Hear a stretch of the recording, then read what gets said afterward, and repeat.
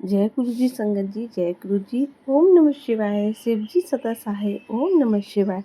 गुरु जी सदा सहाय। संगत जी चैनल को सब्सक्राइब कीजिएगा और बेल आइकन को प्रेस कीजिएगा, जिससे कि आने वाले सत्संग की नोटिफिकेशन आपको मिल सके और आप गुरु जी के प्यारे प्यारे ब्लेसिंग भरे सत्संग सुन सकें। ओम नमः शिवाय। शिव जी सदा सहाय। ओम नमः शिवाय। गुरु जी सदा सहाय। संगत जी एक बहुत ही प्यारा आंटी जी का सत्संग आप सबके साथ शेयर करते हैं। जी लिखती हैं, जय गुरु जी, शुक्राना गुरु जी, अनंतम अनंतम शुक्राना गुरु जी। संगत जी आंटी जी हैं, उनके हस्बैंड पिछले 2 साल से चंडीगढ़ से ट्रीटमेंट ले रहे थे। बीमारी बहुत गंभीर थी।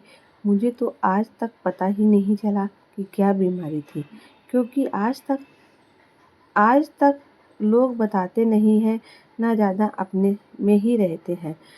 तो वो भी न्यूक्लियर फैमिली है, काफ़ी छोटी फैमिली है। उन्होंने बताया नहीं, पर मैं देखती थी अभी कभार ऑटो आ रहे हैं और दोनों माँ बेटी जो हैं वो कभी चंडीगढ़ जा रही हैं। सब कुछ बड़ा ऐसे बुरा फील होता था, पता नहीं क्या प्रॉब्लम है। मैंने सोचा शायद उनकी जॉब चली गई है। बट कल शाम को एक आंटी जी हमारे घर में आए और उन्होंने बताया कि उन्होंने शुक्राना सत्संग किया अपने घर में। उनके जो पतिदेव हैं वो काफ़ी बीमार थे वहाँ पर, और चंडीगढ़ में सब एडमिट थे वहाँ पर। तो उन्होंने क्या किया कि जब वो एडमिट थे 1 साल से उनको फ़र्क नहीं पड़ा, तो डॉक्टर ने कहा कि आप इनको घर ले जाओ, इनका ये लास्ट ट्रीटमेंट हम कर रहे हैं। इसके बाद भी अगर फ़र्क नहीं पड़ा तो फिर हम कुछ नहीं कर सकते। हाथ उठा दिए थे डॉक्टर्स ने। तब आंटी जी के लाइफ में गुरु जी आए, जो मेरे बैक साइड में आंटी जी रहती हैं, अनुराधा उनका नाम है। वो आंटी जी दिन मतलब कि जब भी जो अमृत वेला था उस टाइम वो गुरुजी के सामने बैठ के बहुत रोती थी। क्योंकि उन्होंने सत्संग किया और उसमें शेयर किया कि मैं काफ़ी रोती थी कि प्लीज़ मेरे पति को बचा लो। मेरे 2 बच्चे हैं, बेटा बेटी, वो बर्बाद हो जाएंगे, मैं बर्बाद हो जाऊंगी। गुरुजी मैं अकेली हूँ, प्लीज़, ना मेरे ससुर हैं ना मेरी सास है घर में, प्लीज़ गुरुजी मेरी फैमिली को बचा लो। बस काफ़ी रोती थी और एक दिन वो बताती हैं कि रोते रोते ना मेरी आँख लग गई। तो मैं क्या देखती हूँ कि मैं उठी और पीछे से गुरुजी का हाथ मेरे ऊपर आया और गुरुजी कहते हैं, तू चिंता नहीं कर, मैं तेरे नाल आ तेरे पति ने मैं ब्लेस किता हूँ। कहते उस दिन के बाद जब मैंने हुआ तो मैंने बोला, गुरुजी अगर सच में आपने मेरे हस्बैंड को ब्लेस किया है तो मैं आपका शुक्राना सत्संग करूँगी और मैं कभी आपका साथ नहीं छोड़ूंगी मरते दम तक।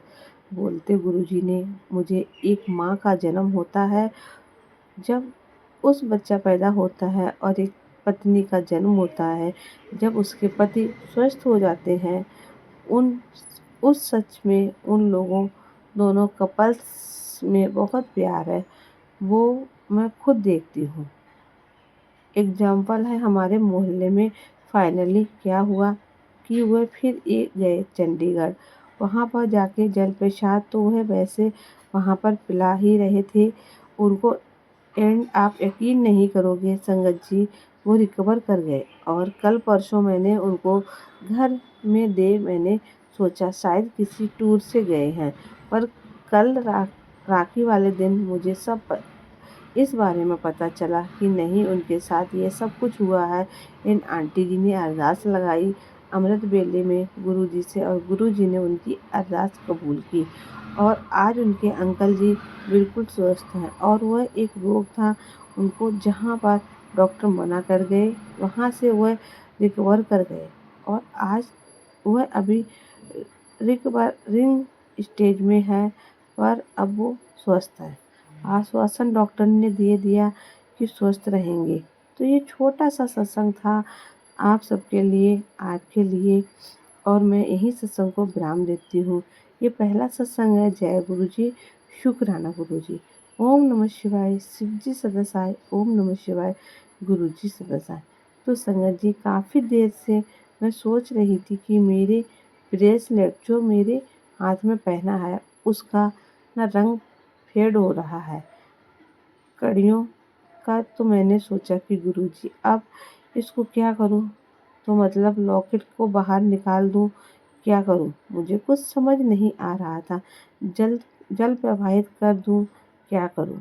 तो मुझे एक सत्संग आया, उसमें बताया कि आप लॉकेट को मत प्रवाह करो, अगर वो साफ है, अगर बाकी को परवाह के पर जल प्रवाह के लॉकेट अपने पास रख लो, उसको आप आगे भी यूज कर सकते हो। तो मैंने कहा गुरुजी मेरे पास तो एक ही लॉकेट आया है, तो मतलब मुझे कब कब वो मतलब इतने सारे ब्रेसलेट मिलेंगे वगैरह। तो ऐसे मैं ऑनलाइन सर्च कर रही थी, मुझे कुछ ऐसा ना अजीब सा लगा। मैंने बोला नहीं यार, ये तो ब्लेसिंग होती है, ये गुरुजी मुझे खुद पहुंचाएंगे। तो आप यकीन नहीं मानोगे, मुझे एक ग्रुप के एडमिन है बाली अंकल, उनकी कॉल आती है और वो बोलते हैं कि आपको सत्संग में आना है, और गुरुजी ने मुझे कहीं और ब्लेस किया हुआ था। तो मैं वहाँ चली गई। बुढ़ा मना नहीं चली, और उस दिन मैं वहाँ जा नहीं पाई। पर मैंने बाली अंकल जी को बोला कि मैंने ऐसी ही बात है, मुझे ना वो ब्रेसलेट चाहिए। मेरा बाला काफ़ी फेड हो रहा है। मैंने एक ब्रेस मांगा था और गुरुजी मुझे इतने सारे ब्रेसलेट दिए, मतलब बहुत ऐसी चीज़ें दी हैं ना, मतलब मैं अपनी खुशी को, मतलब ऐसा लगता है, मुझे लगा नहीं इतना सोना चांदी और इस दुनिया की जो माया है वह मोह वह चीज़ के आगे फेल है जो मेरे को प्राप्त हुई है। तो बस एक छोटी सी ऐसी अरदास थी, और गुरुजी ने इतने अच्छे से, मतलब मुझे राखी का गिफ्ट दे दिया है गुरुजी ने, और मैं इतनी खुश हुई।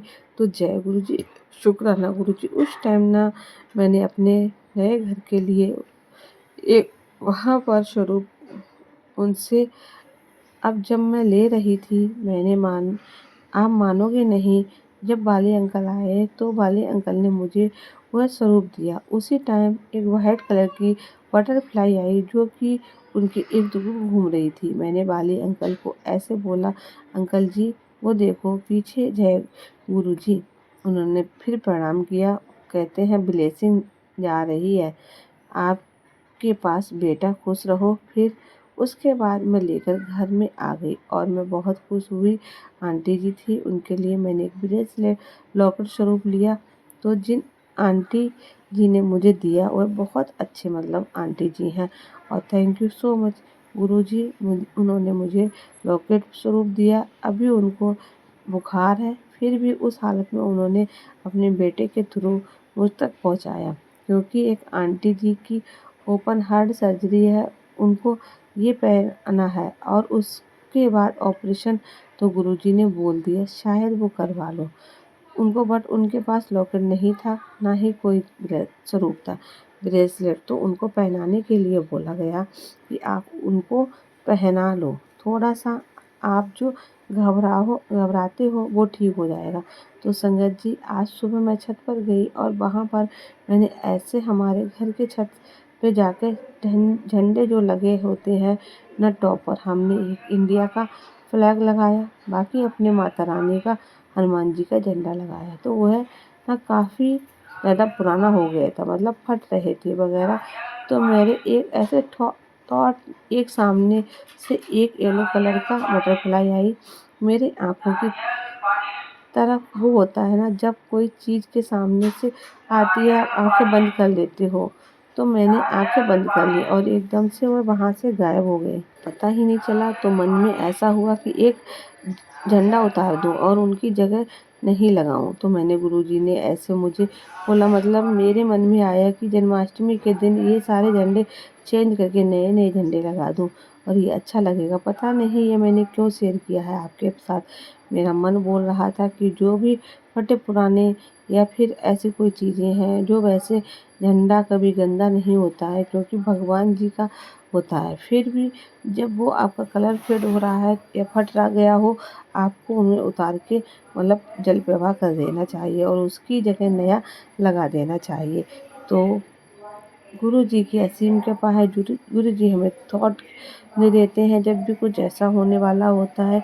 तो इसी के साथ मैं अपने सत्संग को विराम देती हूँ। ओम नमः शिवाय, शिव जी सदा सहाय। ओम नमः शिवाय, गुरु जी सदा सहाय। तो संगत जी, ये था आंटी जी का सत्संग, बहुत ही प्यारा सत्संग था। गुरु जी उनके घर में खूब तरक्की दे, उन्हें हमेशा ब्लेस कीजिएगा, उनके परिवार को स्वस्थ रखिएगा। तो इसी के साथ सत्संग को विराम देती हूँ। अगर संगत जी आपको सत्संग अच्छा लगे तो संगत जी के साथ ज़रूर शेयर करें और कमेंट में जय गुरु जी लिखना बिल्कुल ना भूलें। मिलते हैं आपसे अगले सत्संग में, तब तक के लिए जय गुरु जी, शुक्राना गुरु जी।